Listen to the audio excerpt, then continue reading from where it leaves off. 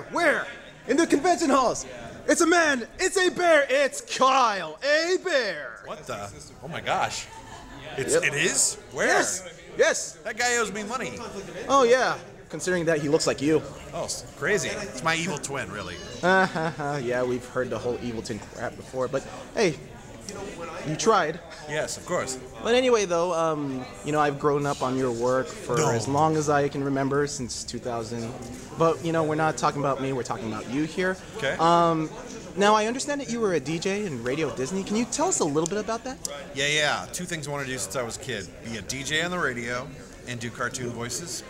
So I went to college, got a degree in radio, and worked at a radio network in Dallas. Worked on various formats, and then in 1996, Disney started Radio Disney, and I got hired to do character voices, be on the air, write content, do features, and all sorts of things.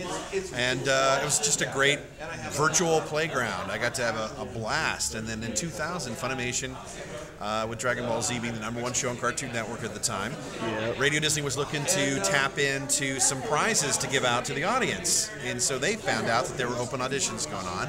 They told me, because they knew how bad I wanted to get in on some animated voice work. I went in, got lucky, tried out for Teen Gohan, and got hired for several months doing bit parts, because that's usually what people do. Very nice. Yeah, but the radio thing was so much fun, because most actors come from the stage or on camera, but I was used to being alone in a padded room with the headphones on and a mic and just doing a theater of the mind sort of thing. And that's kind of rare this day and age. I mean, usually, as you said, a lot of people come from the theater, but you came from radio, and you proved that somebody who used to work for radio can actually make a difference in the voiceover world. So that's really amazing. Now, I've noticed that you've been in a few video games and anime and all that stuff. Now, for an iconic character like Ryu, what was it like playing as somebody who's more frequent and who's pretty much the face of the Street Fighter series? Can you tell us a little bit about how you feel about that? I was blown away just in the auditions. In the audition process, we actually had to sign a non-disclosure agreement, which means we can't talk about it. Right. Now, usually we sign that once we record, but they were so protective of everything, that the fact that they were working on a Street Fighter 4 at the time, that everyone who came in and read had to sign a non-disclosure before we even got to see the audition scripts. Came in red? Can you tell us what that means? Came in red as in came in and read the audition. Oh, okay. I kind of messed up there, but whatever. But anyway, though, yeah. Also, could you tell us a bit about some of the anime that you're watching? Like, what does Kyle Hebert love to watch in his spare time? What is his favorite anime? Gosh, I think probably my favorite anime that really speaks to generations is Cowboy Bebop. Ah, that's right. That was my anime right there. DBZ will always be super special to me. It was my first show as a professional.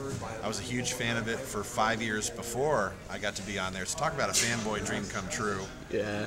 And just getting to play iconic characters like Kamina and Gurren Lagann and Aizen on Bleach and Kiba and Naruto, and just having a blast doing something that I'm very passionate about. I love voice acting, and I love anime. I haven't gotten to see a lot of anime in the past few years, but I'm a big champion of supporting the industry and spreading the message to the fans that, as long as you're not just downloading shows for free, but you're actually using your hard-earned money and supporting the industry with your purchases of official manga and anime, whether it's a DVD or a digital stream or a rental or whatever.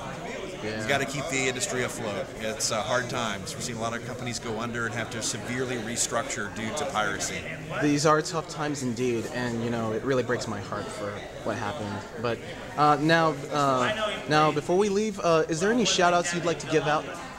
Shout-outs. I just want to say thanks to all the fans who have supported me through the years. There's some people I still talk to that first contacted me on Instant Messenger back in 2000 when I first announced that I was going to be working on Dragon Ball Z. Right on. And to all the other people who remember hearing me on Radio Disney and then grew up and then now they've met me at conventions around the country or around the world. It's like, wow, this is a small world after all. Oh, gosh.